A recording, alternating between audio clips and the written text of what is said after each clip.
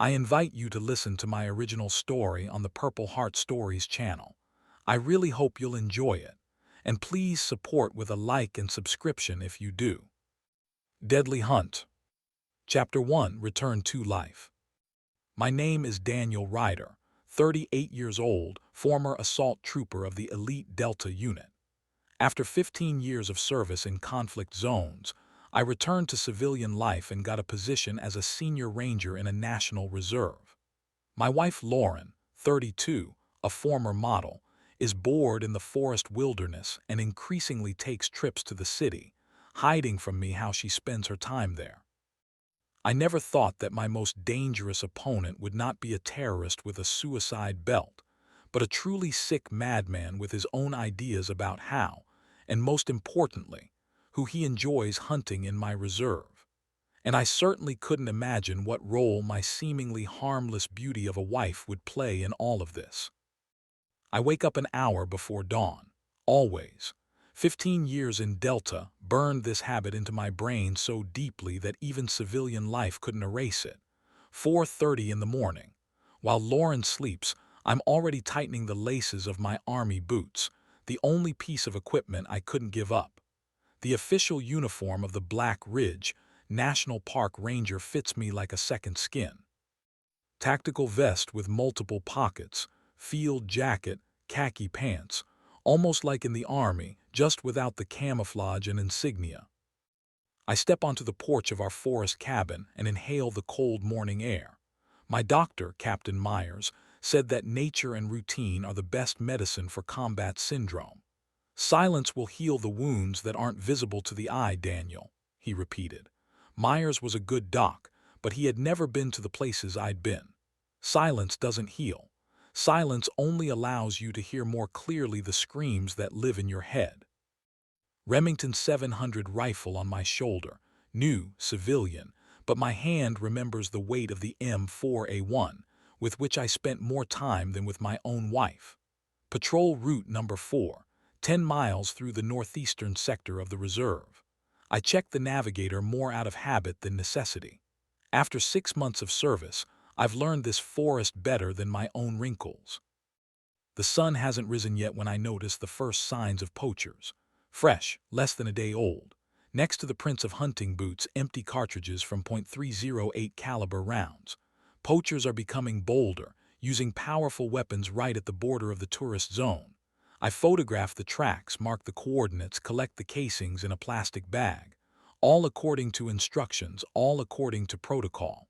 Discipline and order, the last things that remain from my previous life. By 3 in the afternoon, I complete the patrol and return to the cabin. Lauren is gone. A note on the refrigerator reads, "Went shopping in town. Will be late." Loving L, her handwriting, always neat, now seems rushed.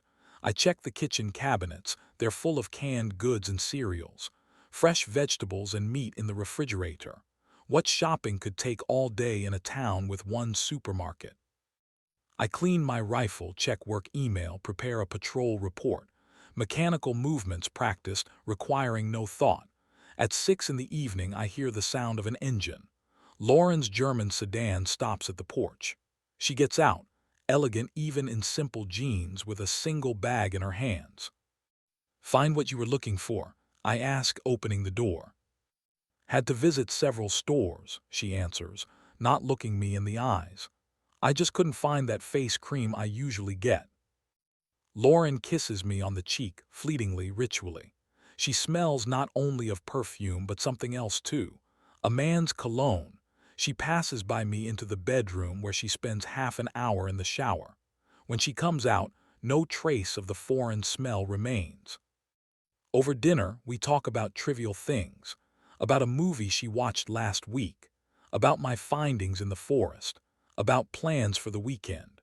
Superficial conversation between two people who live in the same house but seem to exist in parallel universes. I try to remember when we last really talked, but memory offers only dry facts, not emotions. At night the dreams come as always. Dastan, Afghanistan, 2008. Our assault team enters a building complex where, according to intelligence, a high-ranking Taliban leader is hiding. It's quiet, too quiet. I signal to stop, but Sergeant Garcia doesn't notice it in the darkness and takes one more step. The booby trap triggers instantly. A bright flash, a thunderous noise, and Garcia is gone. I see his dog tags, covered in blood and tissue, falling at my feet. I wake up gasping for air with a scream trapped in my throat. Sheets wet with sweat, heart pounding madly. Lauren sleeps, or pretends to sleep, on her side of the bed, her back turned. I carefully get up so as not to disturb her and go to the kitchen. Cold water from the tap helps a little to return to reality. I step out onto the porch. 3 in the morning. The moon illuminates the forest with silver light. In such moments, I almost understand why the psychologist prescribed nature as medicine. Almost. The week passes in a semblance of routine. I patrol the forest. Lauren regularly leaves for shopping. We barely talk, but that's not news. Our marriage long ago turned into a partnership of cohabitation. On Tuesday, I check a remote area of the reserve where, according to tourist reports, a bear was seen. Instead of bear tracks, I find prints from expensive hunting boots and casings from automatic weapons. Not the usual casings from hunting rifles, casings from combat weapons. 56 times 45 NATO. I know this type of ammunition like the back of my hand, standard rounds for M16 and M4 rifles. Prohibited weapons, a serious violation requiring immediate response. I follow the tracks, all senses heightened to the extreme. The familiar weight of body armor which isn't there presses on my chest like a phantom. My finger rests on the trigger with familiar ease, even though I'm just a ranger, not a special forces soldier. I hear the voices before I see their owners. Male voices, confident, with that special timbre that belongs only to people accustomed to giving orders and unaccustomed to refusal. A group of 5 men are positioned in a small clearing. 4 premium-class SUVs are lined up at the edge of the clearing, violating another reserve rule. My appearance doesn't surprise them. A tall man in a hunting outfit, clearly custom-made, smiles at me. In his eyes, the cold curiosity of a lab technician examining an interesting specimen under a microscope. "Ah, here's the local authority," he says, making a slight gesture with his hand, stopping his companions who were reaching for their weapons. A forest ranger in person. I examine their arsenal, modified M4s with optical sights, silencers, and grenade launchers. Weapons for war, not hunting. Black Ridge National Reserve. I introduce myself officially. Senior Ranger Daniel Ryder. You're in a restricted area with prohibited transport and unregistered firearms. I'll have to confiscate your weapons and issue a fine. One of the tall man's companions, a bald brute with a square jaw, steps forward, but the leader stops him with a glance. Victor Hoffman, the tall one, introduces himself, extending a hand that I demonstratively ignore. "I'm afraid there's been a small misunderstanding, Mr. Ryder. We have all the necessary permits." He takes a folded document with stamps and signatures from his jacket's chest pocket. A quick glance shows that it is indeed a hunting permit for the reserve, signed by the state commissioner. But no commissioner has the right to authorize military weapons. "This doesn't extend to combat weapons," I say firmly. "Please surrender your weapons and leave the reserve immediately." Hoffman looks at me with undisguised curiosity. "You know your weapons, Mr. Ryder. Interesting." He pauses, studying me with a gaze that seems too penetrating. "I see military bearing, Marines. No, something more specific." I silently extend my hand, demanding the weapons. Hoffman sighs. "Very well, Mr. Ryder. We'll comply. There's no need to create conflict." He nods to his companions, and to my surprise, they obediently stack their weapons at my feet. 6 rifles that would cost no less than $100,000 on the black market. "I hope you'll issue us a confiscation receipt," Hoffman says with a slight smile. "My lawyer will insist on observing all formalities." I notice one of his men discreetly photographing me on his phone, including my name badge. Of course, I answer, taking out my notebook. And you'll have to pay a substantial fine for violating reserve rules. Certainly, Mr. Ryder, Hoffman agrees with a smile that doesn't reach his eyes.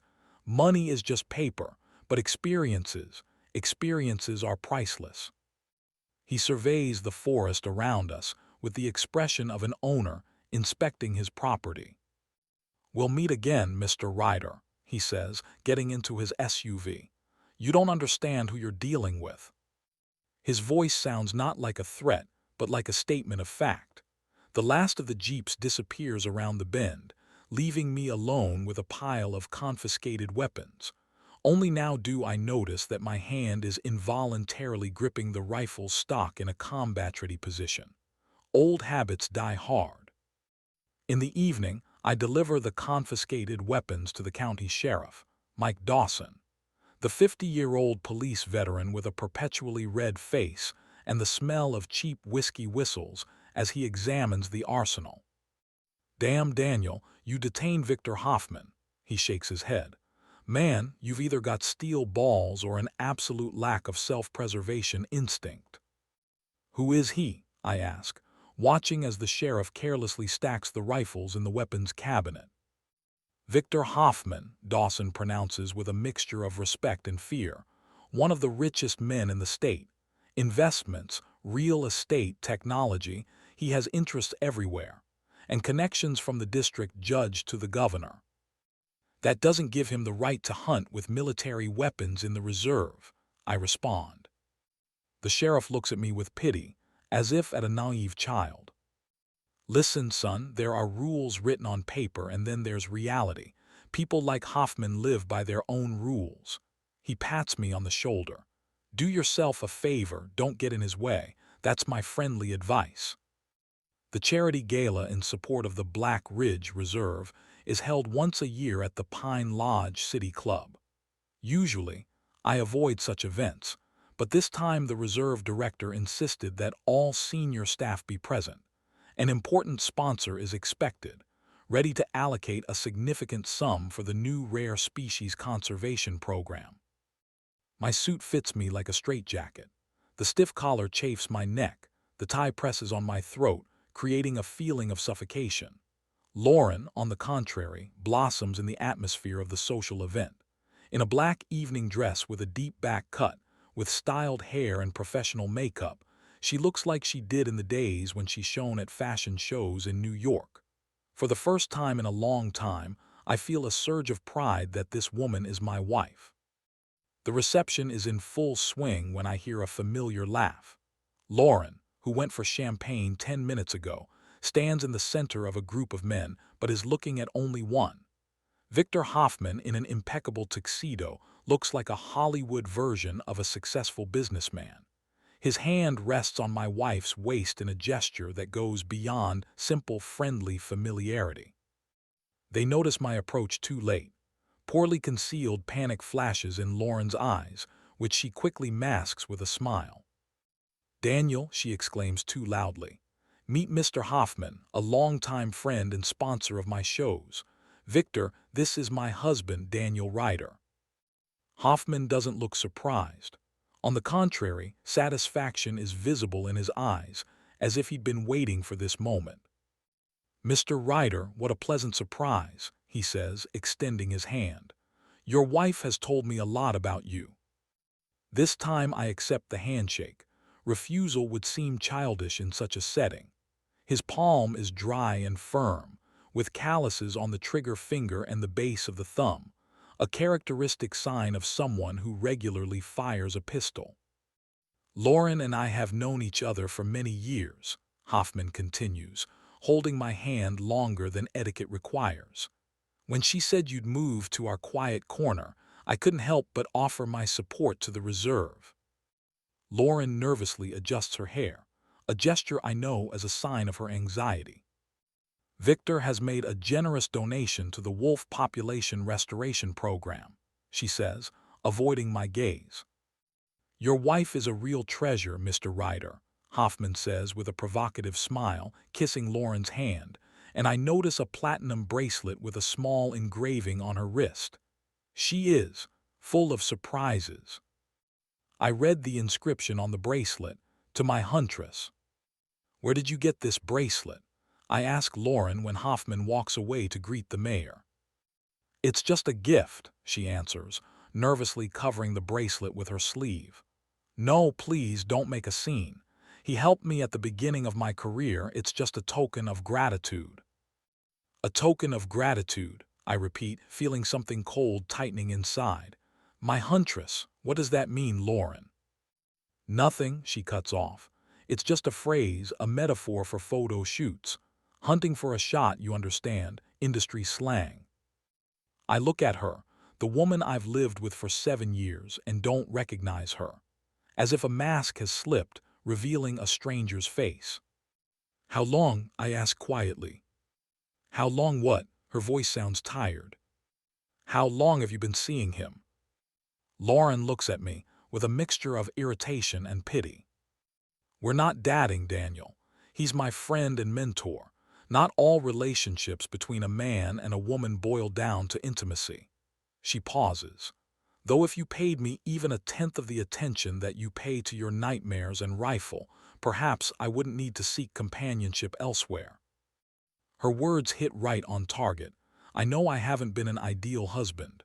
PTSD, night terrors, constant internal tension, it all affected our relationship. But infidelity, or was it not? How should I understand this? "Let's go home," I say, feeling the conversation getting out of control. "No, Daniel," Lauren responds firmly. "I'll stay. This is the first evening in many months when I feel alive, not in the company of dead trees and your ghosts." She walks away, gracefully maneuvering between guests. A minute later, I see her next to Hoffman, who whispers something in her ear, making her laugh. I step out onto the terrace, needing fresh air and quiet. But even here there's no peace. Two men are smoking, talking quietly. "Disappeared 2 weeks ago," one says. "Just vanished. The police, of course, aren't trying too hard. Another city activist who stuck his nose where he shouldn't." "Burns was always a pain in the rear," the second replies. "But his protests against Hoffman's project could only end one way." I tense up hearing the familiar surname. "Burns, Mike Burns?" I ask, approaching the men. They look at me warily.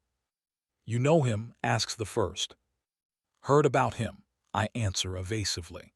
"He led the campaign against building a resort near the reserve borders, right?" "Yes, and now he's missing." The second man makes quotation marks with his fingers. "Right after he collected enough signatures to initiate public hearings about Hoffman's project." "You think Hoffman—" I don't finish the question. The men exchange glances. "We don't think anything, officer," says the first, noticing my reserve employee badge. "And we don't advise you to either. The walls have ears here." They walk away, leaving me with new questions and growing concern. 3 days later, I'm patrolling the far northern border of the reserve. This route is rarely included in regular patrols, too remote from tourist trails, too difficult to access. But I need solitude and silence to sort out the whirlwind of thoughts about Lauren, Hoffman, and the strange disappearance of Mike Burns. An unnatural smell catches my attention, sharp, metallic taste of death, all too familiar to anyone who's been in hot spots. I quicken my pace, following the smell upstream. The body lies in the shallow waters of a small waterfall, partially hidden by overhanging willow branches. Lividity and the state of decomposition indicate that death occurred at least a week ago. I carefully turn the body over and feel a wave of cold fury rising inside me. It's Mike Burns. His face is still recognizable despite the damage from being in water, but that's not what draws my attention.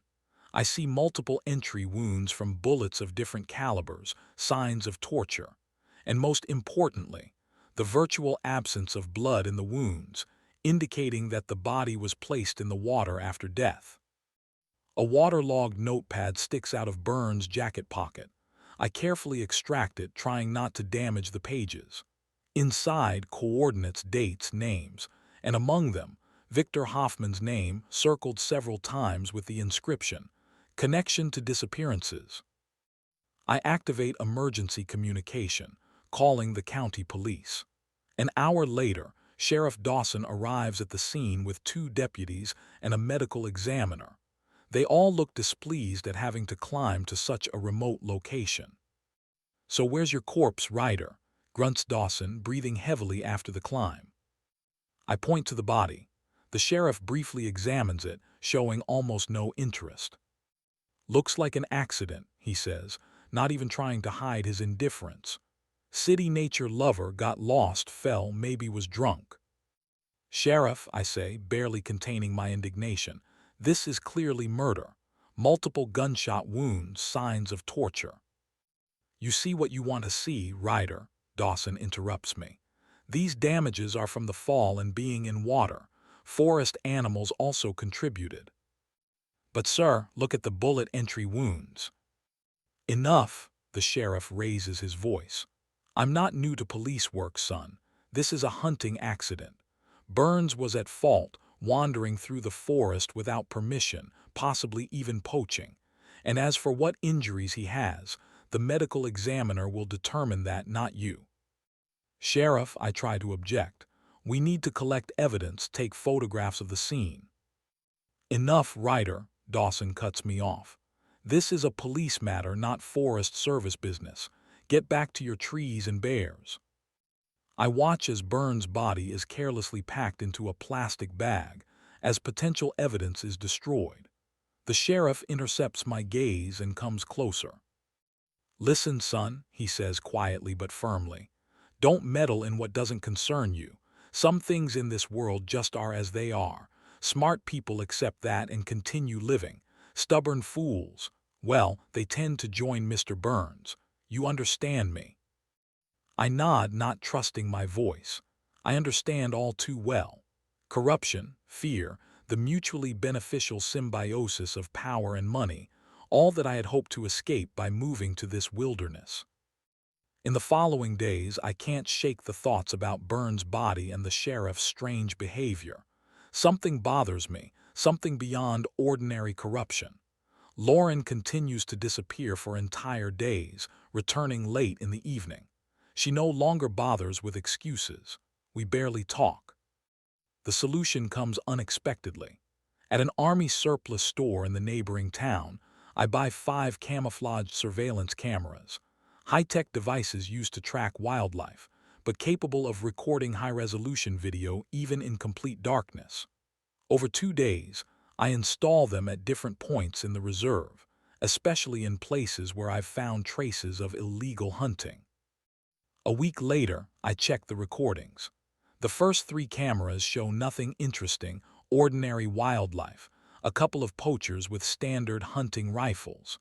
The 4th camera captured a group of tourists who veered off the official route. The 5th camera, installed in the most remote part of the reserve, brings shocking footage. On the video, a group of armed men pursuing a person through the forest. I recognize Victor Hoffman, dressed in expensive camouflage, and several of his guests, businessmen, politicians, even a famous actor. Their victim, a homeless man whom I had seen begging near the town supermarket. With growing horror, I watch as the group corners the man like a wild animal. They don't shoot to kill, instead enjoying the chase, methodically cutting off all escape routes. The final scene unfolds in a small clearing, where the cornered man, bleeding from several non-lethal wounds, begs for mercy. Hoffman approaches him, with an expression of almost excitement on his face. "That was an excellent hunt, my friend. You lasted longer than many, but all good things must come to an end." He makes a sign, and a female figure emerges from behind the trees. My heart stops. Lauren, my wife, dressed in a black, form-fitting hunting outfit with a silenced pistol in hand. Her movements are graceful and confident, her eyes shining with hunger and excitement that I'd never seen in our bedroom. "My turn," she says in a voice I barely recognize. The homeless man is bound, placed on his knees. Lauren approaches from behind, puts the pistol to the back of his head. Her hand doesn't tremble. "Excellent, my dear. You've outdone yourself," says Hoffman with undisguised admiration. A shot, the control shot, professional, like they teach in special units. The victim's body falls lifelessly to the ground. Hoffman approaches Lauren and kisses her. She responds as if the act of killing has become a source of pleasure for her. The recording ends. I sit numbed, unable to comprehend what I've seen. My wife, my Lauren, a killer, a hunter of humans. Something breaks inside me, the last thread connecting me to normal life. The woman with whom I shared a bed, whom I trusted, a monster. And not just a monster who derives pleasure from killing. Images flash through my mind, her strange absences, the bracelet inscribed to my huntress. Everything falls into place. I methodically destroy a bottle of whiskey, but intoxication doesn't come. My mind is crystal clear, as if during a combat operation. I analyze the situation, evaluate resources, calculate options. Direct appeal to the FBI without irrefutable evidence is useless. The camera recording doesn't identify all participants clearly enough. Their faces are often hidden by shadows or headgear. Local police are bought by Hoffman. Too many influential people are involved. The stakes are too high.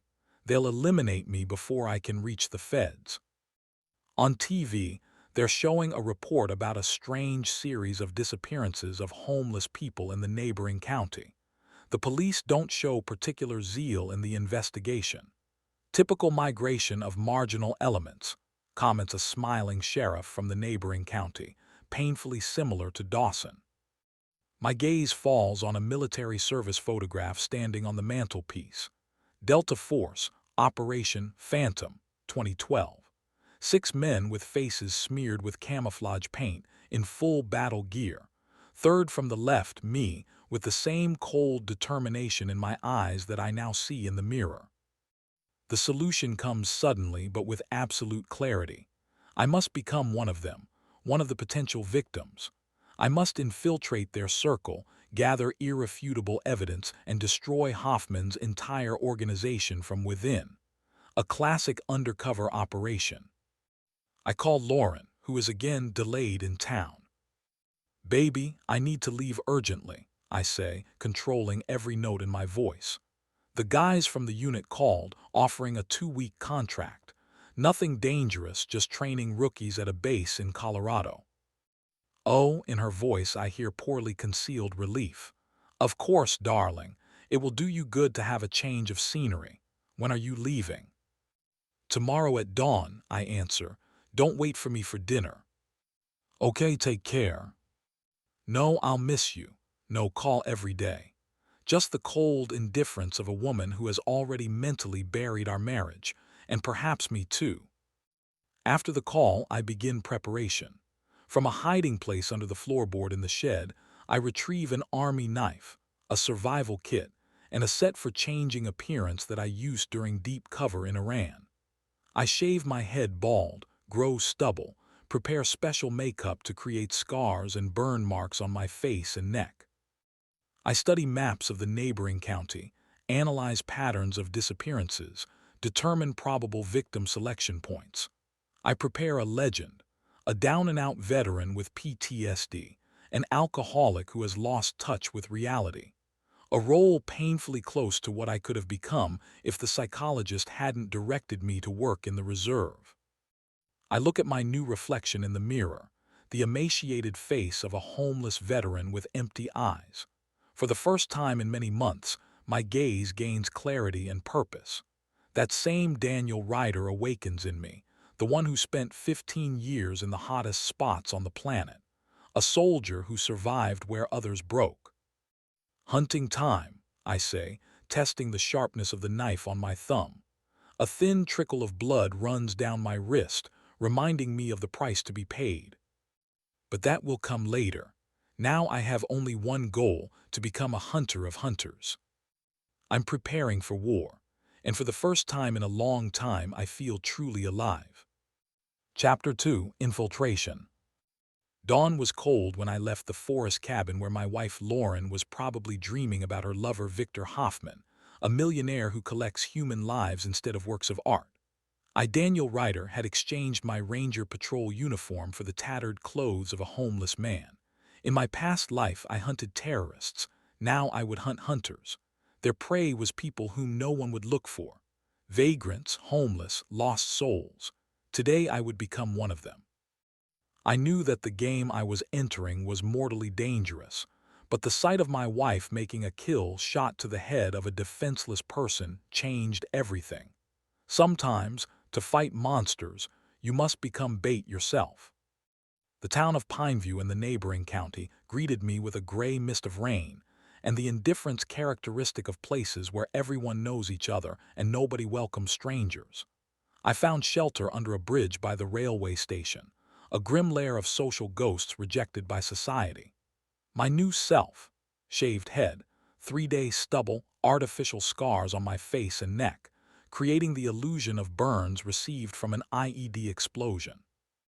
During the first day, I just observed, studying the rhythms and patterns of street life. In the evening, I found a vagrant sharing the warmth of a trash fire with 2 other unfortunates like him. "New guy?" he asked, not raising his eyes from the flames. "Where from?" "Nowhere," I replied, offering him a bottle of cheap whiskey bought with my last money. "And heading nowhere." This simple gesture opened doors into a world invisible to ordinary people. By midnight, I had learned more about the town of Pineview than I could have discovered in a week of official inquiries. "After the war?" asked an old man with a weathered face who introduced himself as Toby. I silently showed my military dog tag, real, with my name and blood type. "Sandbox or mountains?"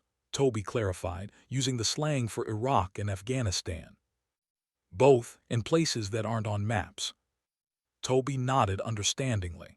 I noticed a faded Marine Corps tattoo on his wrist. "Bad dreams?" he asked quietly. "Every night," I answered, and that was the pure truth. "Everyone here is fighting something, son, but there's something you should know." Toby lowered his voice to a whisper. "In recent months, people have been disappearing."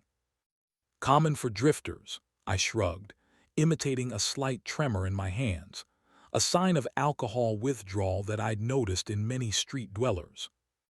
"No, not like that. Not relocating, but vanishing. Forever."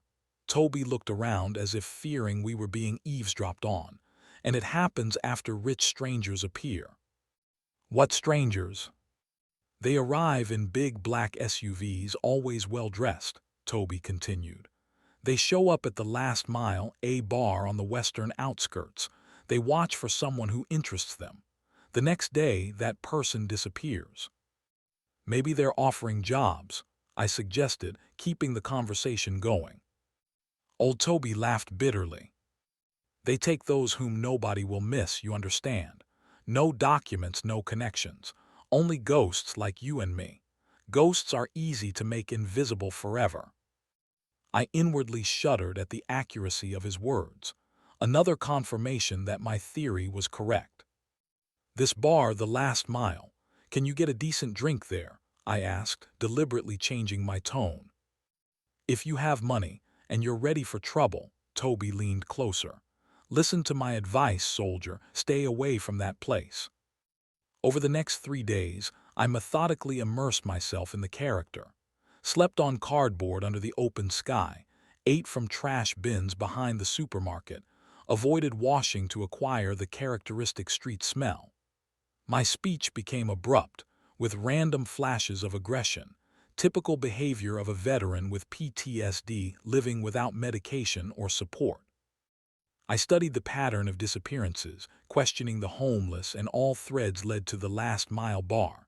In conversations with locals, I learned that the bar had opened 6 months ago. The owner, a company with an unclear ownership structure. Among the staff, ex-military, too professional for simple bouncers. Definitely a recruitment point for Hoffman's hunts. On the evening of the 4th day, I decided I was ready. I spent the hour before sunset on the riverbank, looking at my reflection in the water. The man looking back at me was a stranger, tortured, embittered, with eyes that had seen too much death. The perfect bait. "And so we meet," I said to my reflection. "Time to hunt." The last mile turned out to be a dilapidated bar in an industrial zone, surrounded by abandoned warehouses. A concrete box with a neon sign, half of the letters not working. Inside, a dimly lit hall, a dozen tables, a bar counter of worn wood. The smell of beer, sweat, and desperation. I entered, staggering, imitating slight intoxication. I looked around, assessing the situation with professional thoroughness, masked as the usual curiosity of a drunk. Patrons, several truck drivers, a couple of tired prostitutes, a handful of local alcoholics. Nothing remarkable. But the staff stood out from the general picture. The bartender, a stocky man with the characteristic haircut of a Marine and Special Forces, tattoos on his forearms. Two bouncers at the entrance, both with military bearing and alert eyes accustomed to assessing threats, and two more at a far table, in expensive leather jackets, with short haircuts and the confident movements of people used to having their orders followed. I ordered cheap whiskey and settled in a corner, watching. The bouncers clearly noted each person entering the bar, paying special attention to lone men without visible social connections. After the third portion, I began to act. "Hey, barman," I shouted, slightly raising my voice. "More whiskey, and don't water it down, I can tell when I'm being cheated." Several heads turned in my direction. The bartender frowned but poured another glass. "Watch your tongue, buddy," he warned. "We don't like problematic customers here." "Problematic," I snickered, deliberately raising the tension level. When I was surrounded for 3 days near Kandahar, those were problems. But this isn't even a warm-up.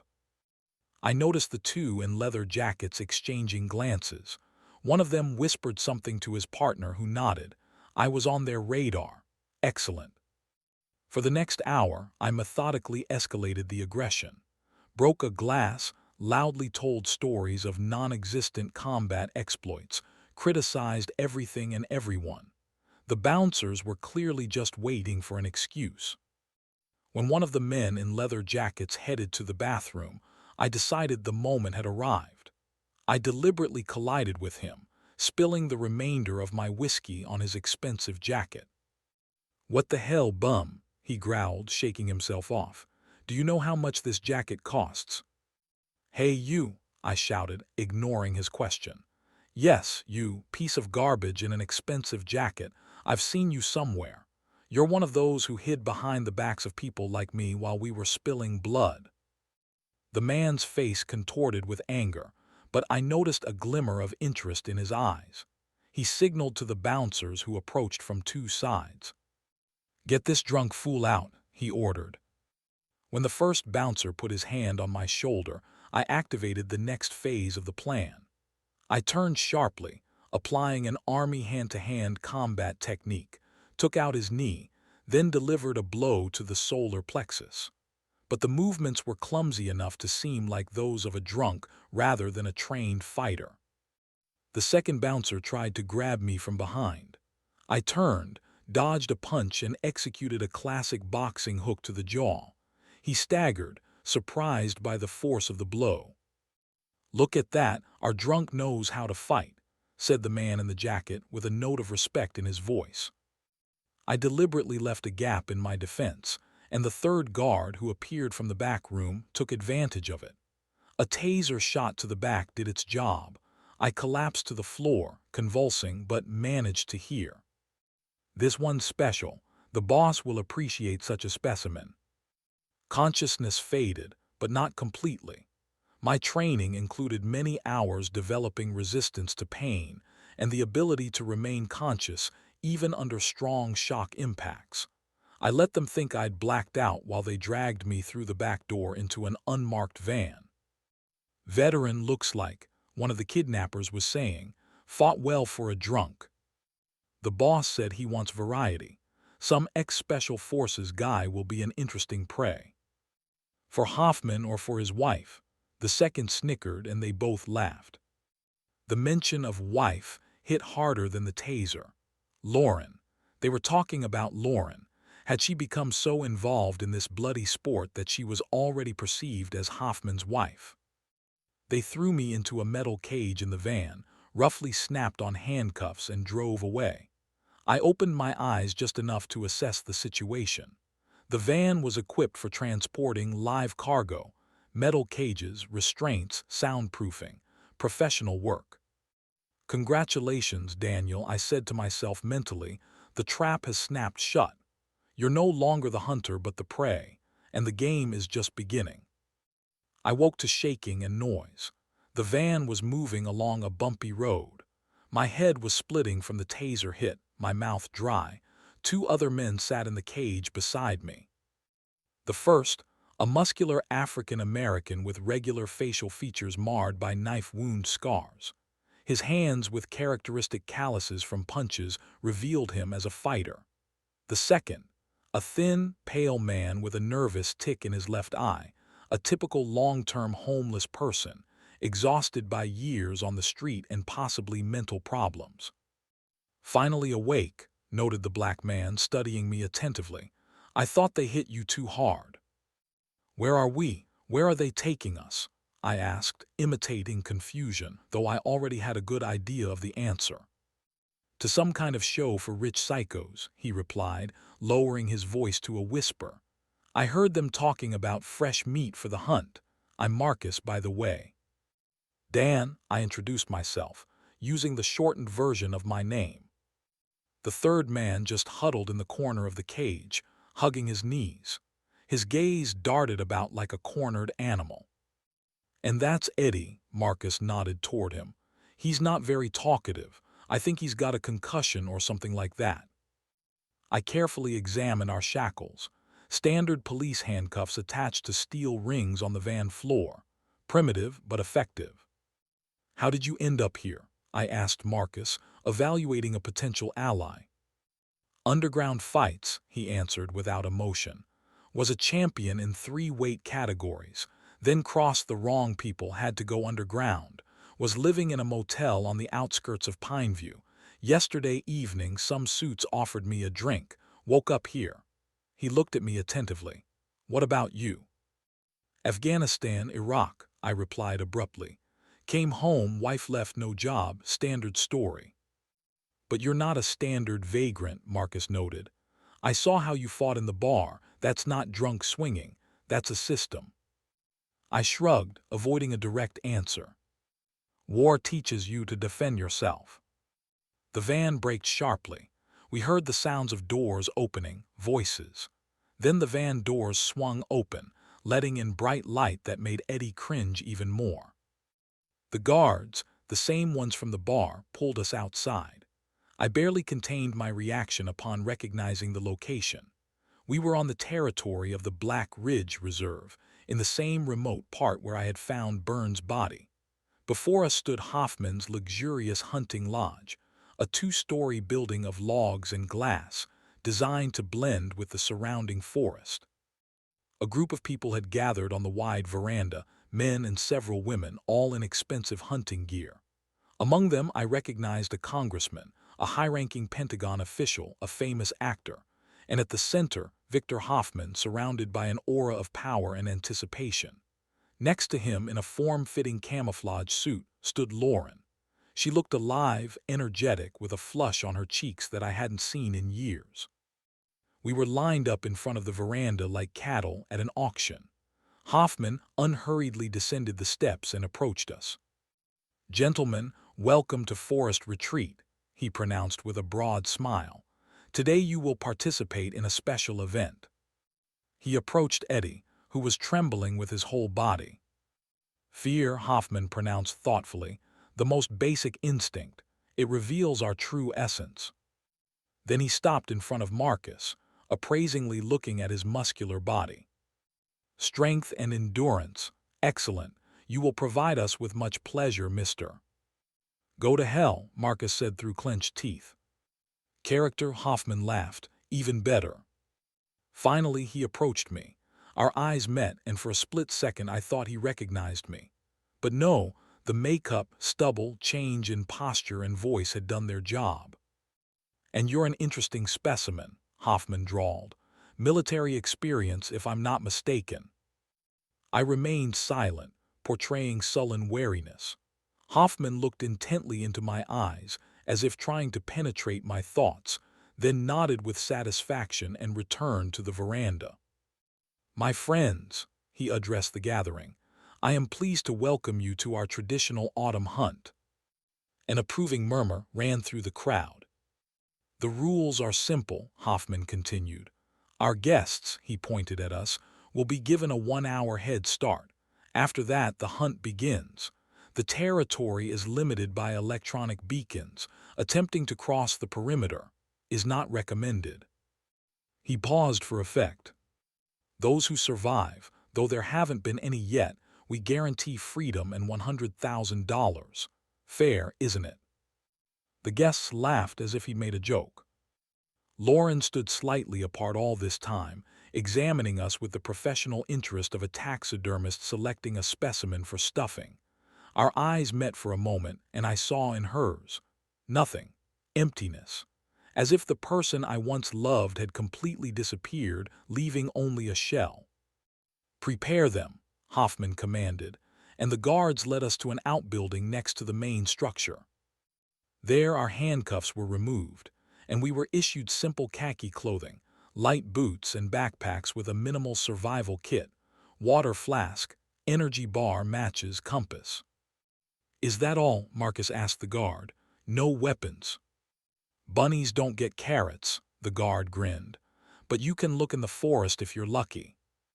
I noticed Eddie trying to open the flask with trembling hands. His fingers wouldn't obey from fear. "Hey," I quietly addressed him. "As soon as we get out, stay close, understood?" He looked at me with wild eyes and nodded, but I could see he was already psychologically broken. Such men die first in combat. The clock on the wall showed 4:30 p.m. About 2 hours remained until sunset. "Time's running," said the senior guard, opening the back door. "Run, rabbits, run." At dawn the next day, Marcus and I were hidden in thick undergrowth on the eastern slope of a hill. Eddie wasn't with us. As I had predicted, he couldn't withstand the psychological pressure. As soon as we were released, he ran without a plan or strategy, driven only by panic. Less than a mile away, he triggered a camouflage tripwire, a trap specifically set on likely escape routes. Steel blades attached to a spring mechanism fatally wounded him. Eddie's screams echoed through the forest as he was dying, and Marcus and I, hiding, watched as a group of hunters arrived to enjoy the dying man's agony. "They're sick," Marcus whispered as we retreated. "They don't just kill, they savor it." "Then we must become even sicker," I replied, assessing the terrain with professional precision.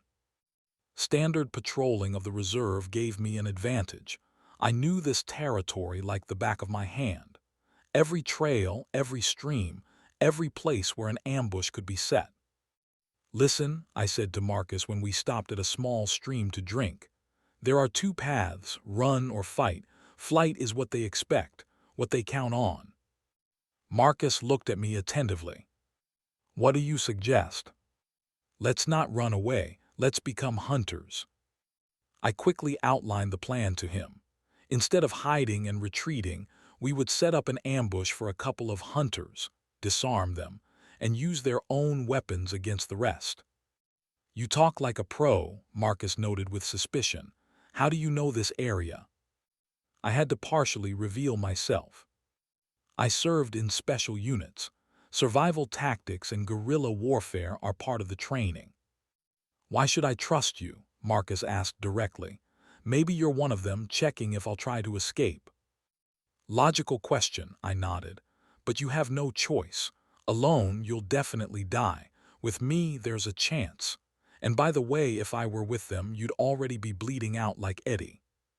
Marcus looked me in the eyes for a long time, then nodded. "Okay, what's next?" In the next hour, we prepared. I showed Marcus how to make the simplest traps from available materials: stones, branches, vines. We camouflaged our positions, covered our tracks, created a false route that should lead pursuers directly to us. Soon we heard voices. Two hunters, well-fed businessmen in expensive camouflage, with high-tech rifles and night vision devices, were following our false trail, confidently chatting. "These guys won't go anywhere," one said to the other. "Looks like they split up. The vagrant went to the stream." "Hoffman said the black guy is a fighter," replied the second. "We'll leave him for Victor, and we can take the vagrant ourselves." Marcus and I exchanged glances. The plan worked. They had divided us in their imagination, lowering their vigilance.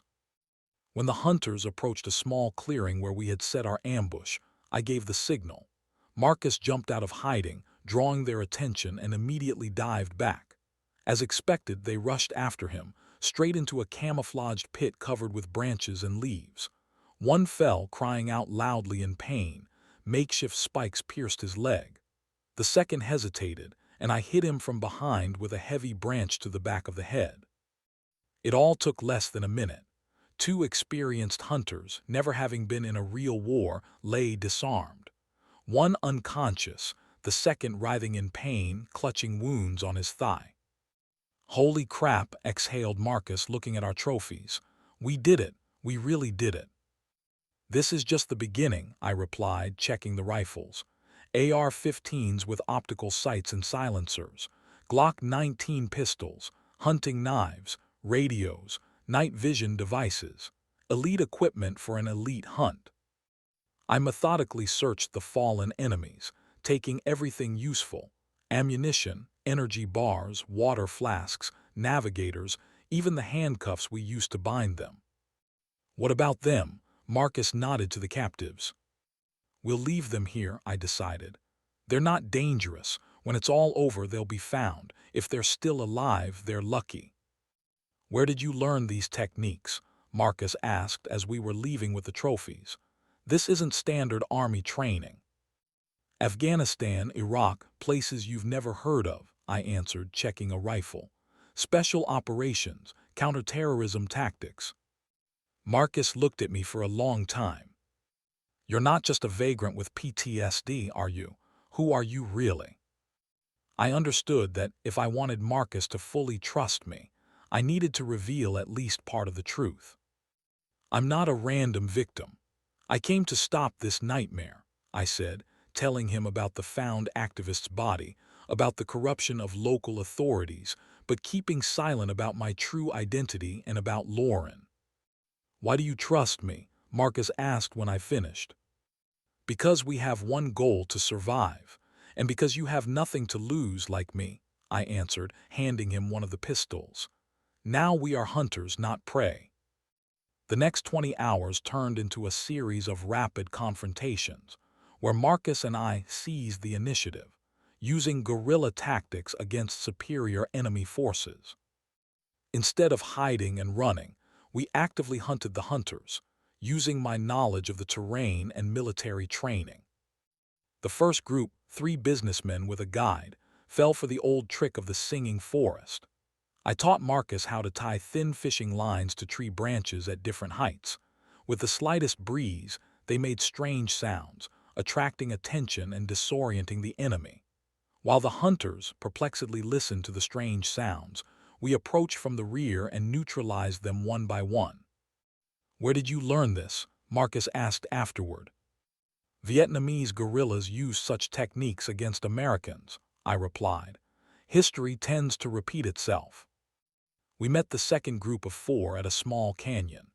I had prepared a rock slide in advance, and when they entered the narrow passage, a simple system with a rope and trigger mechanism brought down a stream of rocks, not killing them but seriously injuring 2 and cutting the group off from the main forces. "That's not fair," shouted one of them, an elderly man in glasses clutching a broken arm. "We paid for a fair hunt." "Fair hunt," Marcus repeated, emerging from cover with a weapon at the ready. "On people." During the skirmish, one of the hunters tried to pull out a backup pistol. I reacted instantly, knocking away the weapon and breaking his wrist. In his eyes, I saw shock. He couldn't believe that the prey turned out to be more dangerous than the hunter.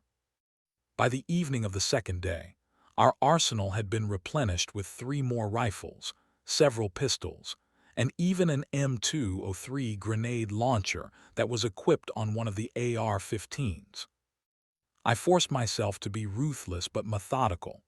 The soldier in me rejoiced at each tactical victory, but the human being shuddered at the necessity of applying my skills against civilians, even criminals. However, some of the hunters turned out to be ex-military. These posed a real threat and required a special approach. One such, a sturdy man with the characteristic features of a special forces operator, nearly caught us by surprise as we were setting up an ambush. He moved professionally, almost silently through the undergrowth. Only years of training helped me hear his approach.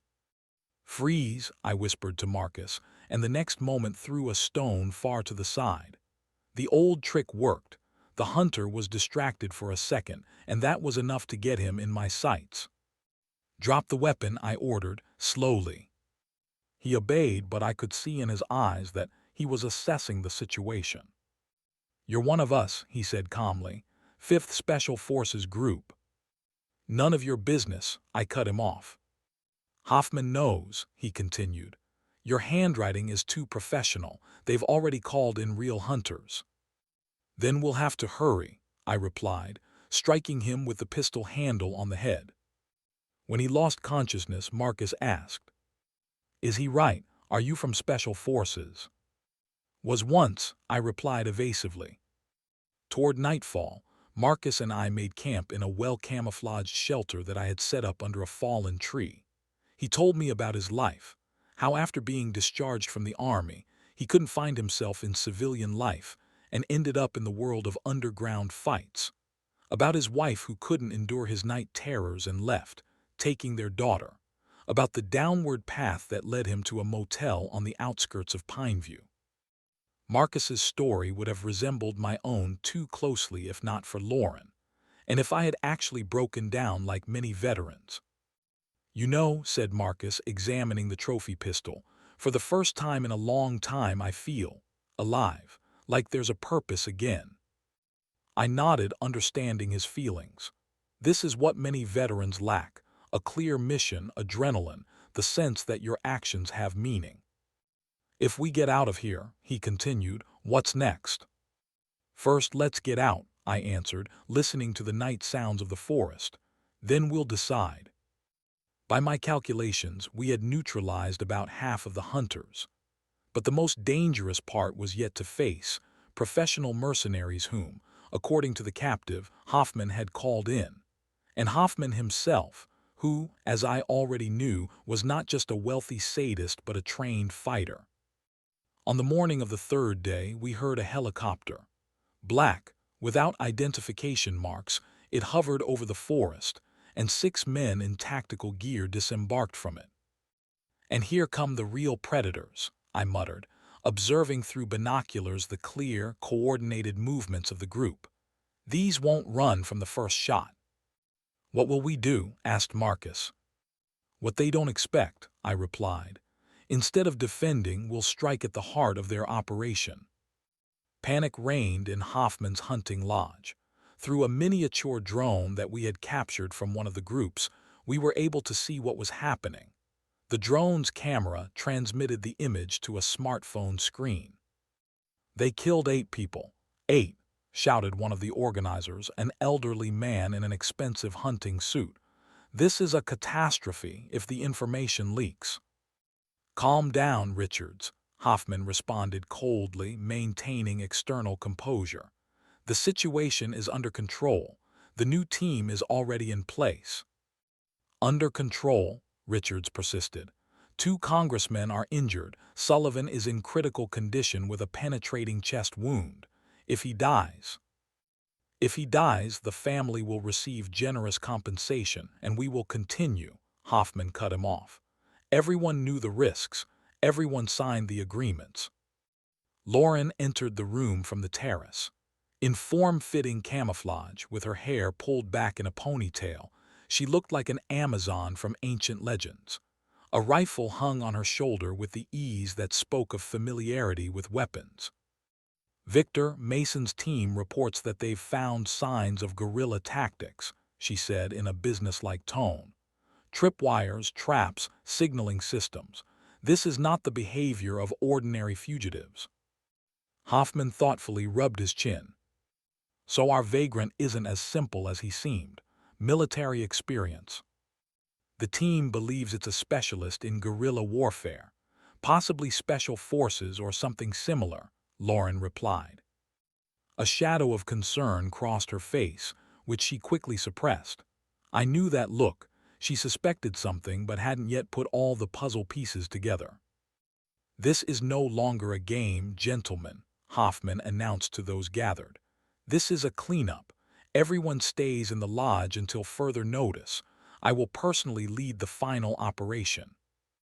I turned off the drone transmission and looked at Marcus. They're scared, perfect time for a counterattack. The plan was risky but feasible. During a night raid on Hoffman's camp, we were to create maximum chaos, blow up fuel tanks, destroy transportation, cut communications, and if lucky, capture one of the high-ranking participants to obtain evidence. We approached the camp under cover of night, using all our stealth skills.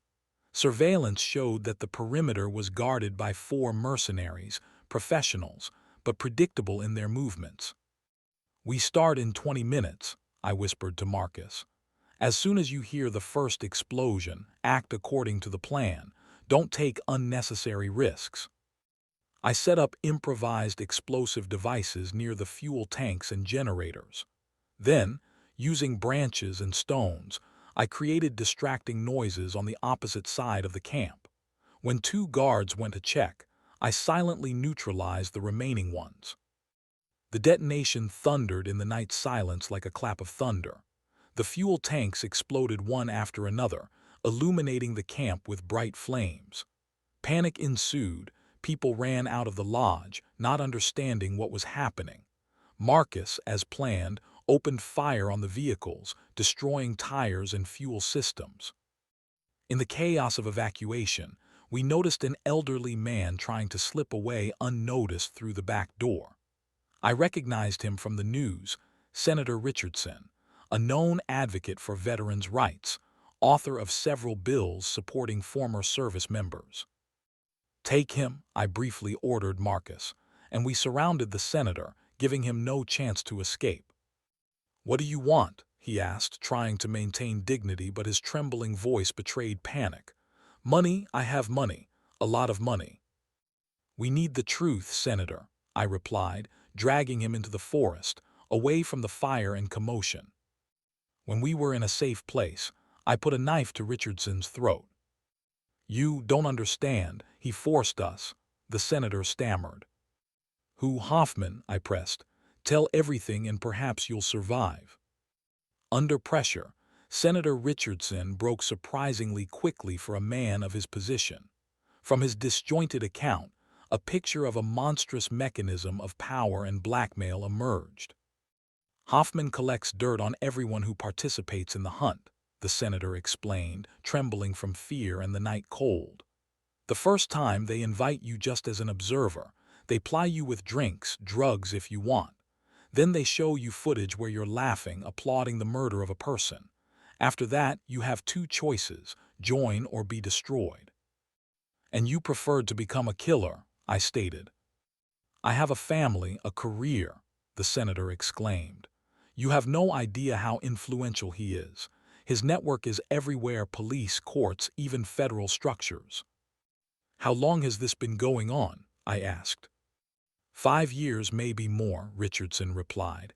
At first it was a small group, then it grew. Now it's almost a cult, some even enjoy it. They become addicted to the adrenaline, to the power over someone else's life.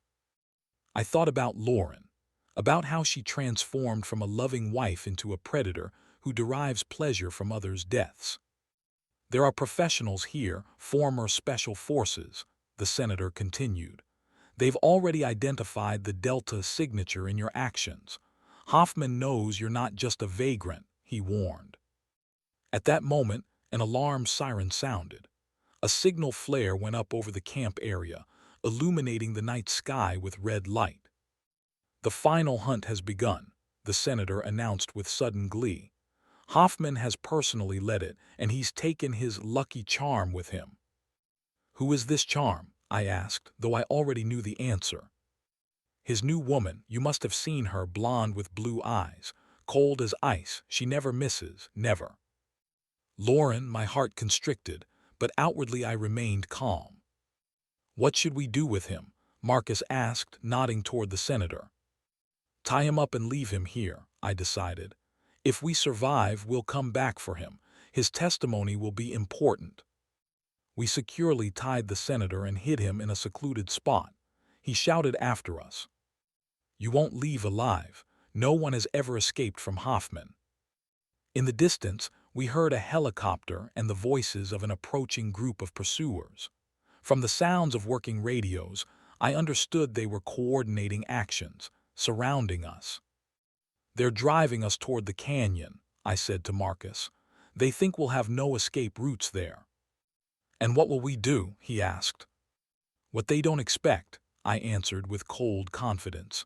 "We won't run away. We'll set a trap for them where they think they've cornered us." I looked at the starry sky, at the smoke from the fire rising above Hoffman's camp, at the moon illuminating the treetops. Something told me that the coming day would be the last in this hunt. For some of us, the last in life. Distant sounds of gunshots and barking dogs urged us on. We moved toward the canyon, not as victims fleeing from danger, but as predators luring prey into a deadly trap. "They think they're driving us," I told Marcus as we quickly moved through the dark forest. "But in reality, we're luring them to where we'll have the advantage." The hunt continued, but now the hunters had become the prey. And I was ready to show Hoffman and Lauren what it means to be real quarry, the kind that bites back. Chapter 3: Retribution. In the forest, three types of people reveal their true face: those who consider themselves predators, those who accept the role of prey, and those who have always been warriors. I, Daniel Ryder, having gone through 15 years of hellish deployments with the elite Delta unit, knew that Victor Hoffman, a predator playing at hunting humans, had never faced a real opponent. The man who turned my wife Lauren into the same cold-blooded monster was now coming for us, for me and Marcus, the only survivor among the prey who had become my ally. Today Hoffman would learn what it means to be the quarry of someone who survived where others died. I wasn't seeking revenge for Lauren's betrayal. I was seeking justice for all who became victims of their perverted game. The gray dawn broke through the treetops when Marcus and I reached the northern edge of Dead Pines Canyon, a geological scar in the heart of the reserve that I had studied during numerous patrols. A narrow gorge with sheer walls and a winding bottom, once carved by an ancient stream, created the perfect arena for the final act of our drama. "Right here," I said, pointing to a natural crevice in the rock. 200 yards of well-visible space with limited entry and exit paths, the perfect trap. A trap for them or for us. Marcus surveyed the gorge with the appraising eye of a fighter accustomed to calculating risks. "For those who don't know the terrain," I replied, checking the trophy rifle. "There are 3 natural exits here, plus I know a secret trail that smugglers used back in the Prohibition era." I led Marcus to a stone ledge and pointed to a barely visible path hidden behind a rock outcropping. "If everything goes off plan, we retreat this way. It will lead to a stream and from there, to the road eastward." Marcus nodded, memorizing the route. "But if is not a plan," I continued, unfolding a map of the area that we found on one of the neutralized hunters on a flat stone. "And our plan is simple in concept but complex in execution. They think they'll drive us in here and trap us like rats in a cage. We'll let them think so." In the next 3 hours, we created a complex system of traps and explosive devices, transforming the canyon into a deadly labyrinth. I used techniques we were taught for creating defensive positions in the mountains of Afghanistan, adapting them to available materials. Improvised mines from cartridges and combustible materials, tripwires hiding deep pits, false tracks and markers leading to dead ends. "Where did you learn all this?" Marcus asked, watching as I set up a detonator from a modified mobile phone. "Terrain modification tactics," I replied, tightening the last knot. "When you have limited resources, you turn the terrain into a weapon, the first rule of survival in the enemy's deep rear." I refined the placement of some traps, adapting them to the psychology of our pursuers. Knowing there would be both amateurs and professionals among them, I created primitive tripwires that an experienced fighter would notice and avoid, only to fall into a much more complex trap designed for his overconfidence. Layers of deception, like in a chess game. Marcus proved to be a valuable assistant. His street fighting experience and intuitive understanding of tactics complemented my formal military training. I placed stolen phones from the hunters at strategic points, setting them to record. Evidence was necessary, not only to expose Hoffman, but also to protect Marcus and myself if we survived. "I don't want to kill everyone," I explained, checking the view from the position chosen for the final stage. "I need Hoffman and evidence, the rest depending on circumstances." Marcus nodded understandingly. "In every gang there's a leader and followers. Kill the leader and the pack scatters." By noon, everything was ready. I strategically placed our trophy rifles, pistols, and grenades in shelters throughout the canyon, backup arsenals in case we needed to quickly change position. "The final element," I said, taking a disguise kit from my backpack. "We need them to think we're weaker than we actually are." I applied fake blood to my face and arms, tore my clothes in several places, simulating injuries. Marcus did the same. Now we looked like exhausted, wounded fugitives, exactly what the hunters expected to see. "And now," I said, applying the finishing touches of makeup, "let's leave them an obvious trail. Like in Iraq, make them see what they want to see." We left noticeable boot prints, deliberately uneven as if from a limping person, leading straight to the center of the canyon. There in an open space I set up a small camp, a primitive fire, leftovers of food, a torn backpack, a picture of despair and defeat. "Your position is the northern outcrop," I instructed Marcus. "From there you control the only retreat path. If I give the signal, 3 short flashlight blinks, leave immediately via the secret trail. Don't wait for me." "I won't leave you," Marcus objected. "This is not a request but an order," I cut him off. "Someone must survive to tell the truth." I took position at the center of our trap, disguised as an injured and exhausted fugitive. Everything was ready. We heard voices and the cracking of branches. The search group was approaching. The hunters were coming for their prey, not suspecting that the roles had long since reversed. 2 mercenaries in tactical gear entered the canyon first. They moved professionally, covering each other, scanning the area through their rifle sights. One of them noticed the tracks we had left and gestured to his partner. I watched them through a gap between rocks, not moving, barely breathing. 4 more followed, 3 in camouflage and 1 in civilian clothes with an expensive hunting rifle. From their behavior, I understood they weren't professionals but Hoffman's guests, wealthy thrill seekers who got the chance to participate in the final hunt. And finally, the main characters. Victor Hoffman, dressed in a perfectly tailored hunting suit, with a handcrafted rifle inlaid with mother-of-pearl, probably costing as much as a small car. His posture and movements betrayed a man absolutely confident in his power and superiority. Beside him walked Lauren. Her movements were graceful, even predatory, the feline plasticity of a hunter, not a victim. In form-fitting camouflage, with her hair pulled back in a severe ponytail, rifle in hand, she looked like she'd stepped off the screen of a post-apocalyptic action movie.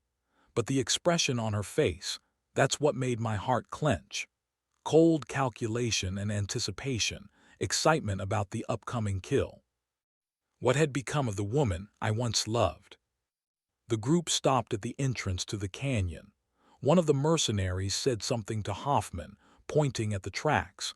He nodded with satisfaction and addressed the gathering. "Gentleman and beautiful lady," he gallantly bowed to Lauren, "our prey is cornered. Judging by the tracks, they're wounded and exhausted. I suggest we split up to cover all possible retreat paths." "Victor, I think this is too simple," Lauren remarked, studying the gorge with the wariness I knew well. This trait of hers, an intuitive sense of danger, I had always respected. "Why did they choose this canyon? They're like rats in a trap here." "Exactly, darling," Hoffman smiled condescendingly. "They're panicking. A cornered animal always makes mistakes, especially when wounded." "This vagrant has already proven he's not ordinary prey," Lauren objected. "Something's wrong here." "Your paranoia is charming," Hoffman kissed her on the cheek. "But even the most dangerous beast becomes helpless when surrounded." I barely contained a bitter smirk. Hoffman, with all his self-confidence and resources, was committing the classic mistake, underestimating his opponent. The group began to advance deeper into the canyon, following the tracks we had left. The first mercenary triggered one of the primitive traps, a fallen log meant to attract attention but not cause harm. As I expected, this only heightened their vigilance and made them move more slowly, giving me more time. "They're here," one of the mercenaries said, pointing to the camp in the center of the canyon, where I had created the illusion of the fugitives' desperate last refuge. From my position on the ledge, I saw Hoffman's group surrounding the camp, preparing for the final act of their hunt. They didn't notice that they had already activated two of my real traps, silent markers giving me a precise picture of their positions. I retreated deeper into the shelter prepared in advance. It was located on a small ledge overlooking the camp. The position allowed me to see all the participants in the hunt while remaining invisible. I prepared the first phone for remote activation of explosive devices. Hoffman and Lauren approached the center of the camp. My ears caught their conversation. "Where are they?" asked one of the guests, nervously looking around. "They probably heard us and tried to hide," replied a mercenary in tactical gear. "But they won't go far. The perimeter is closed." "We'll split up and comb the gorge," Hoffman ordered. "Alpha Group, western part, Beta eastern. Lauren, you're with me." At this moment, I decided it was time to let them know who they were dealing with. I activated the first explosive device, far enough from the group not to injure, but close enough to frighten. The explosion echoed through the canyon, then a second from the opposite side. Hoffman's group was sandwiched between them. "Ambush!" shouted one of the mercenaries, taking a defensive position. I turned on a hidden radio, tuned to their frequency. "Welcome to the hunt, gentlemen," I said in a voice altered by a homemade modulator. "But today, you are the prey." The chaos that followed my statement was precisely calculated. The mercenaries tried to determine the source of the transmission. The guests huddled together, vulnerable and confused. Hoffman maintained outward calm, but his eyes betrayed anger and, what particularly pleased me, fear. Lauren reacted differently. Her face froze in the concentrated expression of a professional assessing a suddenly changed situation. She scanned the rocks, and for a moment I thought her gaze stopped exactly on my hiding place. But no, the camouflage was too good. "This son of a gun is playing with us," Hoffman said through clenched teeth. "No one dares play with me." I activated the next series of traps, several simultaneous explosions, bringing down rocks on the main retreat path. Now the group was cut off from a quick exit from the canyon. "This is not a game, Mr. Hoffman," I said into the radio. "This is retribution." I noticed Lauren flinch upon hearing my voice. Despite the modulator, something in the intonation seemed familiar to her. Her eyes narrowed and she whispered something to Hoffman. He shook his head and loudly addressed the invisible opponent. "Who are you? What do you want?" "Now that's the right question," I replied. I want justice. For Eddie, for Burns, for everyone you killed for entertainment." At the mention of Burns, Hoffman's face changed, taking on an expression of cold fury. "Alpha Gamma, sweep the eastern sector," he ordered over the radio. "This bastard is somewhere there." Two mercenaries immediately moved in the indicated direction. I let them go. They would soon meet Marcus and the prepared traps. It was time to step onto the stage. I descended from the ledge, using the shadows of rocks as cover, and took a position among the stones 20 yards from Hoffman and Lauren. The makeup applied earlier and torn clothes made me look like a wounded man barely standing on his feet. I deliberately took a step into the field of vision of one of the guests. "There," he exclaimed, raising his rifle. All eyes turned in my direction.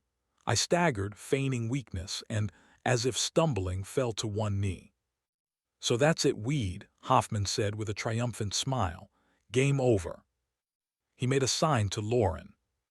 "Darling, I think you should take the final shot. You've earned this pleasure."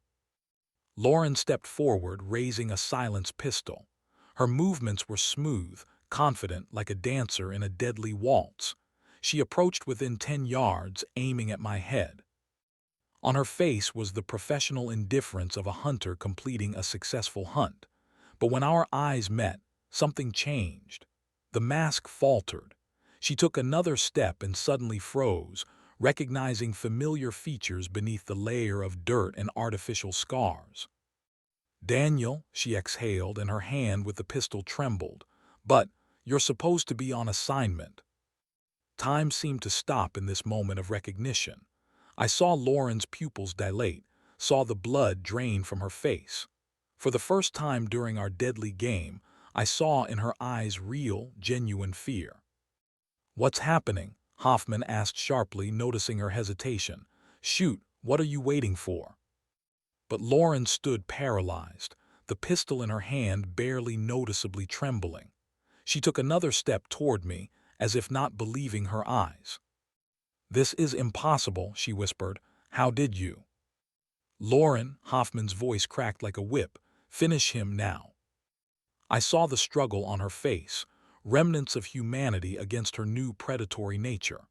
In this tense moment, Lauren, thinking I would die anyway, decided to confess. "You know," she said quietly but distinctly, "I never loved our life in the wilderness. You were always so proper." She pronounced this word with a tinge of contempt. "Victor showed me real life, real hunting. With each shot I felt alive." She raised the pistol again, aiming at my head. Her hand no longer trembled. "You were a good husband, but too boring, too controlling, always knew better. Now I decide who lives and who doesn't." She took a deep breath, and I saw her fingers settle on the trigger. "Goodbye, dear," she whispered. At that moment, I pressed the activation button on the detonator, triggering the first of the prepared traps. A powerful explosion shook the left slope of the canyon, not strong enough to cause a landslide, but sufficient to create panic and divert attention. Almost simultaneously, a second series of explosions activated around the perimeter, creating the illusion of a full-scale attack. While Hoffman and the others tried to understand what was happening, I lunged forward.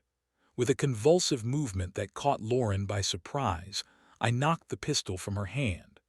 I spun the stunned Lauren around and immobilized her, twisting her arm behind her back and putting her own pistol to her throat. "What the?" Hoffman turned and froze, seeing the situation. "Drop your weapons," I ordered, no longer hiding my real voice. "All of you, slowly." The professional mercenaries hesitated, assessing the chances. I pressed the pistol harder against Lauren's throat, eliciting a painful cry from her. "I won't repeat myself." "Do what he says," Hoffman said through clenched teeth, being the first to slowly lower his rifle to the ground. The others followed his example. "How?" Lauren gasped. "You were almost dead." "I learned to play the victim," I replied, not loosening my grip. "Seems you were good at that too." In her eyes flashed anger mixed with wounded pride. The man she considered predictable, and boring had just outplayed her at her own game. "Who are you?" Hoffman asked, studying me intently. "What do you want?" "I already said," I replied, binding Lauren's wrists with a plastic tie. "Justice." "Everything can be resolved," Hoffman said in a businesslike tone. "Name your price." "My price is your empire," I said, "destroyed, and everyone who participated in your hunts facing trial." Hoffman laughed, but there was no humor in his laugh. "You think you've won, that you've cornered me?" He shook his head. "You don't understand who you're dealing with. I'm offering you one last chance. Let Lauren go, walk away, and I'll forget all this. I'll even pay you 10 million, enough to start a new life anywhere." "Victor," Lauren exclaimed, "don't listen to him, he's bluffing. Daniel has always been soft-hearted, he can't." "Shut up," Hoffman cut her off sharply.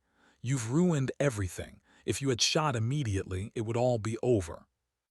There was such disappointment and contempt in his voice that Lauren's face contorted with humiliation and pain. "Victor, please, I'll fix." "She knows too much," Hoffman continued as if she wasn't there. He addressed the mercenaries. "Eliminate both of them, and the witnesses too," he nodded toward his guests, who were horrified to realize they too had become expendable. "But we paid," exclaimed one of the wealthy hunters. "And got an unforgettable adventure," Hoffman smiled coldly, "unfortunately with a fatal outcome." This was the signal. The mercenaries who had been waiting simultaneously drew backup weapons. I expected this, two experienced fighters to have only one means of defense. But I was ready too. A strategically placed charge activated with a simple click of a device hidden in my sleeve. The explosion wasn't large, more loud and blinding, like a flashbang grenade. In the ensuing chaos, I pushed Lauren away and dived behind the nearest boulder, simultaneously drawing a hidden rifle. "Marcus, now!" I shouted, and targeted fire came from the northern slope. My ally opened fire on the mercenaries' positions, forcing them to seek cover. A real battle began. Gunpowder smoke and dust from explosions filled the canyon, creating the perfect environment for diversionary tactics. I moved from cover to cover, using prepared points and corridors inaccessible to the enemy. Each of my movements was part of a pre-planned choreography of death. Hoffman's mercenaries proved well prepared. They quickly reformed into a combat formation, acting as a coordinated team, covering each other with fire, trying to determine our location. But the canyon, transformed into a labyrinth of traps, gave us the advantage. I activated the next series of charges, deliberately cutting off Hoffman's retreat path. He must not escape for justice, for the victims, for my own peace of mind. Out of the corner of my eye, I noticed Lauren who, taking advantage of the commotion, had freed herself from the restraints and was now trying to reach the discarded weapons. Her movements betrayed panic. For the first time ever, she found herself on the other side of the hunt, and it stripped her of her composure. Two mercenaries tried to flank me but walked right into a mined area. The charges that triggered simultaneously didn't kill them but put them out of action. With such injuries, they no longer posed a threat. "Robin's left flank," shouted Hoffman, trying to organize a defense. I smiled. Now I knew the name and location of another opponent. A roll, a short run, a jump behind a rock outcropping, and I was in the perfect position for a shot. Marcus acted from his side, not letting the enemy regroup, creating the illusion that we were more than two. He used one of my techniques, quickly changing positions after a few shots, disorienting the mercenaries. In the midst of the firefight, I noticed Hoffman trying to retreat to the eastern exit from the canyon, where a helicopter was waiting. He moved in a crouch, using rocks and outcroppings as cover, sheltering behind one of the mercenaries as a human shield. "Coward," I muttered, changing position to intercept him. The intense exchange of fire continued, but now I saw that the mercenaries were acting chaotically, without a clear plan. They had lost the initiative and were now just reacting to our actions, losing the advantage of superior force. Suddenly, the firing from Marcus's position stopped. I tensed, fearing the worst, but after a few seconds heard the agreed signal, 3 short whistles. He was alive, just changing position. One of Hoffman's guests, an elderly man in an expensive hunting suit, used the pause to try to escape. He chose the wrong direction and came under crossfire from the mercenaries, who decided they couldn't leave witnesses. I intercepted Hoffman at the foot of a cliff leading to the eastern exit. He was alone. Evidently his shield had fallen behind or been killed. "It's over, Victor," I said, stepping out from behind a rock with a pistol aimed at him. He didn't look surprised, rather angry and curious. "So who are you?" he asked, not making any sudden movements but studying me intently. "Obviously not an ordinary vagrant, special forces, CIA, something personal." I didn't answer, keeping him in my sights. "Drop your weapon slowly." Hoffman smirked and complied, carefully placing the pistol on the ground. "You know I respect professionalism," he said, straightening up. "Good operation, almost flawless. The problem is—" His movement was lightning fast. A knife hidden in his sleeve flashed. I barely managed to dodge, but the blade still grazed my ribs, cutting through clothes and skin. "That almost doesn't count," he finished, taking the stance of an experienced fighter. I didn't shoot, too risky in the tight space between the rocks, where a ricochet could be fatal for me as well. Instead, I parried the next blow and delivered a counter, aiming for the throat. Hoffman blocked the attack with unexpected agility for a civilian. His technique revealed special training, probably private instructors, former special forces operators training a wealthy client. A vicious hand-to-hand combat ensued. Hoffman was a strong opponent, quick, calculating, with no wasted movements. I was wounded, exhausted from 3 days in the forest, but had years of real combat experience behind me, not training in comfortable gyms. Hoffman conducted a series of powerful attacks, forcing me to retreat to the edge of a cliff. His face, previously always impassive, now contorted with rage and excitement. He sensed an advantage and was preparing for the finishing blow. "Elite," he spat, blocking my counterattack. "You all think you're special, that rules aren't written for you, but in the end, at the very end, you're just as mortal." I didn't waste breath on talking, concentrating on the fight. My ribs burned from the wound, black dots danced before my eyes from fatigue. With one hand I gripped a knife, with the other I tried to hold Hoffman's armed hand. Unexpectedly, a shadow flickered behind his back. Lauren. She was creeping toward us, clutching a rock fragment in her hand. I can't say who she had chosen as her target, me or Hoffman. In her eyes was the desperation of a predator cornered. Hoffman noticed my glance and began to turn, but it was too late. Lauren, with a wild cry, lunged at him, swinging the rock. "Traitor," she screamed, "you left me there."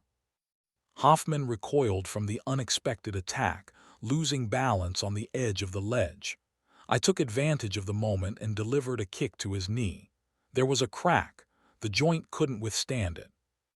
Hoffman fell, dropping the knife, but in falling, he grabbed Lauren, pulling her down with him. They rolled down the rocky slope, locked in a desperate struggle. I rushed after them, sliding and jumping over rocks, trying not to lose sight of them in the clouds of dust. They stopped 50 feet below, on a small platform overhanging the deepest part of the canyon. Lauren lay motionless. Hoffman, limping on his injured leg, was trying to get up. He saw me descending the slope and lunged for the pistol that had fallen from Lauren's holster during the fall. I was faster. A jump, a roll, a strike, and the pistol flew to the edge of the ledge. "It's over, Victor," I repeated, breathing heavily. Hoffman backed away, his back against the rock. For the first time, I saw real fear in his eyes. "Who are you?" he asked again. "Why all this?" "I'm Daniel Ryder," I replied. "Lauren's husband, senior ranger of the Black Ridge Reserve, former Delta. His eyes widened in recognition, then narrowed in a calculating squint. So that's it, a personal vendetta because of your wife, he smirked despite the pain. She came to me of her own accord, craving the thrills you couldn't give her. I didn't take the bait. This isn't about her, it's about justice, about all those you killed. Justice? Hoffman laughed. There's no justice in the world, Ryder. There's only power. Whoever has power sets the rules. I heard Lauren's groans. She was regaining consciousness. Her hand moved, feeling the ground as if searching for a weapon. And now the power is mine, I replied, taking out a phone, along with evidence of all your hunts. Senator Richardson's confessions, lists of participants, burial locations. I'll still come out clean, Hoffman objected, but there was no longer confidence in his voice. My connections will disappear as soon as the truth comes out, I finished for him. No one will want to be associated with a serial killer, even if yesterday he was their best friend. Hoffman looked at me appraisingly, then shifted his gaze to Lauren, who was trying to get up, holding her bloody head. You know what's most amusing, he said, taking a careful step to the side. She loved it every second, the first time I forced her. Then she asked for it herself, begged. Your wife is a born predator, Ryder. She's sick. That darkness always slept within her. I just awakened it. Lauren finally stood up, looking at Hoffman with hatred. You used me, she rasped, manipulated me. Oh, don't be such a hypocrite, darling, Hoffman sneered. You enjoyed every kill, admit it at least now before death. I saw the struggle on Lauren's face, the struggle between self-deception and the terrible truth. Hoffman used this moment to make a sudden lunge to the side, trying to reach for the pistol lying a few steps away from him. I rushed to intercept. Rolling over my shoulder, I grabbed the weapon and aimed it at Hoffman, who froze half a step from the edge of the platform. You won't shoot, he said with the confidence of a psychologist who had studied my personality. You're a soldier, not a killer. You need my confession, a trial, the triumph of justice. You won't shoot an unarmed man. He's right, Daniel, Lauren suddenly said, taking a step toward me. You've always been righteous, always followed a code. Killing an unarmed man, that's not you. I gripped the pistol tighter, feeling sweat running down my temples. I once believed in a code, I said, in rules, in the system. But you, Victor, showed that for people like you, none of that matters. Hoffman slowly straightened up, reading the doubt in my eyes. His hand subtly slid behind his belt, where I was sure another weapon was hidden. I saw the movement before he completed it, but instead of shooting, I threw the pistol to Lauren, who was standing closer. She caught it with professional dexterity. Decide for yourself, I told her, for the first time in a long time. Her eyes widened in surprise. Hoffman froze, not completing the movement, with an expression of shock on his face. Lauren looked from the pistol to me, then to Hoffman. He will never give you what I give, Hoffman shouted with sudden desperation. The freedom to decide who deserves to live, power over life and death. I saw her hesitate, saw the two beings struggle within her, the woman I loved and the predator created by Hoffman. At this moment, something unforeseen happened. Hoffman, seeing her indecision, drew his hidden pistol and fired, not at me, at Lauren. You know too much, dear, he said with cold fury, and you're too unstable. The bullet hit Lauren in the shoulder. She cried out and fell to her knees but held onto the pistol. Reflexively, I rushed to her, and at that moment, Hoffman turned the weapon on me. What happened next was more instinct than conscious action. I intercepted his hand, twisting the wrist until the bone cracked. The pistol fell, but Hoffman drew a knife with his other hand and with insane fury delivered a blow. I barely managed to dodge. The blade tore the sleeve of my jacket but didn't touch the skin. We grappled in a final confrontation, balancing on the edge of the precipice. He was wounded, but rage gave him strength. I was exhausted. At a critical moment, when Hoffman's knife was an inch from my throat, I heard a shot. His body jerked, the grip weakened. He slowly turned his head and saw Lauren, who, bleeding, held a smoking pistol. "No one dares call me expendable material," she said before falling again. Hoffman, with a bullet in his shoulder, in a rage lunged at her with the knife, but I intercepted him, and in the last, decisive confrontation, applied a technique we were taught in Delta for situations where there is no other way out. A sharp turn, a jerk, and Hoffman's cervical vertebrae couldn't withstand it. His body limply collapsed onto the stones, his eyes glazed over, looking at the sky but not seeing it. I rushed to Lauren, who was losing consciousness from blood loss. Lauren's wound was serious but not fatal. The bullet passed through, not hitting arteries. I used field medicine skills, stopping the bleeding and making an improvised bandage from scraps of clothing. From the canyon came sporadic gunshots. The battle was coming to an end. I activated the radio, connecting with Marcus. "How are you?" I asked. "Alive," he responded. "Two mercenaries neutralized, one wounded. The guests scattered." "Hoffman neutralized forever." I looked at Lauren. Her eyes were open but clouded with pain. "Why?" I asked quietly. "We could have built another life." She smiled weakly. "I became a monster of my own free will, Daniel," she whispered. "Maybe I always was one. You just didn't notice." She coughed. "He lured me in with blackmail," she continued. "Compromising photos from the charity evening. Said he would destroy my career if I didn't help him charm you, gain access to the reserve."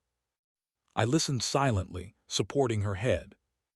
But then I felt power, strength, the adrenaline from hunting, from having another person's life in your hands. Her eyes momentarily lit up with a feverish gleam. I couldn't stop. It's like a drug, Daniel, the most powerful drug. "I could have helped you," I said, not believing my own words. "No," she shook her head. "Some poisons penetrate too deeply into the blood. They can't be removed anymore." In the distance, we heard the sound of a helicopter.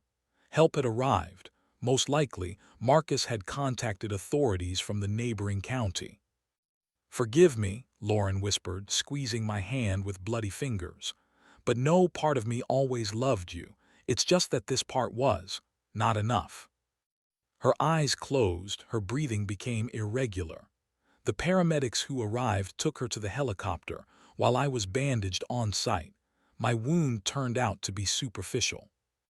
The following weeks passed as if in a fog. Interrogations, testimonies, statements. The materials we collected, phone recordings, Senator Richardson's testimony, surveillance camera videos, became the basis for a large-scale investigation. The FBI got involved after Marcus, and I handed over the evidence to Special Agent Claire Morgan, who wasn't connected to the corrupted structures. Lauren survived but was sentenced to life imprisonment for participation in numerous murders. During the trial, she maintained a cold dignity, not denying her guilt but not showing remorse either, as if part of her still believed she had the right to decide who should live and who should die. Hoffman's network turned out to be even wider than we had assumed. Influential politicians, businessmen, celebrities, many were involved in the hunts or knew about them. Some committed suicide before arrest. Others made deals with the prosecution. Still others disappeared, using their connections and wealth. I left service at the reserve. Too many memories, too many ghosts. Instead, using compensation received from the government for exposing the criminal network, I acquired Hoffman's former hunting lodge. Almost a year has passed since those events. The old bloody temple has transformed into a rehabilitation center for veterans with PTSD, a place where they could find peace and understanding, where nightmares of the past gradually retreated before the beauty of nature and the support of others like them. Marcus became my first assistant. His street fighter experience and natural empathy made him irreplaceable in working with those who had lost faith in themselves and society. He himself changed, no longer hiding his talent for drawing, even beginning to teach art therapy to our patients. On one autumn evening, when the center had already quieted down, and the last rays of the sun painted the tops of the pines gold, I went out onto the porch to breathe fresh air. On the doorstep lay a brown folder that hadn't been there an hour ago. Inside, a dossier on a high-ranking Pentagon official, photographs proving his participation in Hoffman's hunts, and a note, "Some predators are still free." I peered into the darkness of the forest and noticed a familiar silhouette, one of Hoffman's former mercenaries, whom I remembered by his professional bearing and characteristic scar on his neck. He stepped out of the tree shadows just enough for me to recognize him, gave me a military salute, and disappeared into the darkness. I looked at the dossier in my hands for a long time, feeling the soldier I had been for 15 years awakening inside me again. The hunter of predators. Marcus came out onto the porch and silently stood beside me. "It's starting again," he asked, nodding at the folder. "Seems like it never ended," I replied, leafing through the documents. "Are you with me?" He smiled for the first time in a long time, truly sincerely. "Always, brother, always." In the distance came a wolf howl, the first predators returning to the reserve after a long absence. Nature was restoring the natural balance, and we were part of this process. The hunt continued, but now the hunter was me. The end. If you enjoyed this story, please support the author with a like, subscribe to the channel, and share your emotions in the comments. Thank you.